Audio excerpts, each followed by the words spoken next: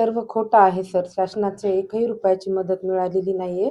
सर्व अख्ख्या जगानं झाले की यांना मदत मिळाली, पहिला टप्पा मिळाला, असा दुसरा टप्पा, एकही रुपयाची मदत आम्हाला मिळालेली नाही शासनाकडून. नोकरीचं आश्वासन काय देण्यात आलं? नोकरीचं आश्वासन दिले त्यांनी, काही घरामध्ये कुटुंबियाला एखादा नोकरी लागेल, कागदपत्र द्या. तर त्यांना कागदपत्र वगैरे सर्व दिलेत. आमच्याकडून जे करायचं होतं ते केलेत, पण त्यांनी काहीच प्रोत्साहन दिले नाही. तर शेवटी ते सर्वकडे असंच करायलेत का नोकरी दिली, पैसे भेटले, हे सर्व गलत आहे.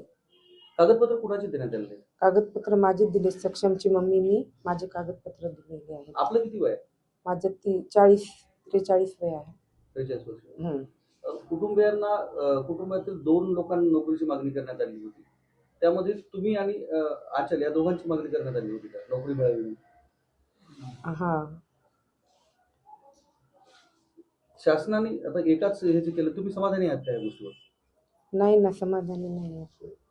शासनाने आतापर्यंत कोणतंच काहीच काम केलेले नाही, पण सर्व न्यूजवर आणि पेपरवरती आणि त्यांनी असं देत आहेत की आम्ही मदत केली, त्यांना पैसे पोहोचले, नोकरी पण लगेच तात्काळ 1 महिन्याच्या आत लावून देऊत. आणि याच्यावर काहीच भरोसा नाही आहे सर, कारण आताच काही पण झालेलं नाही. सर्व लोकांना, सर्व जनतेला कळाले की यांना मदत मिळाली, पण एकही रुपयाची मदत मिळालेली नाही.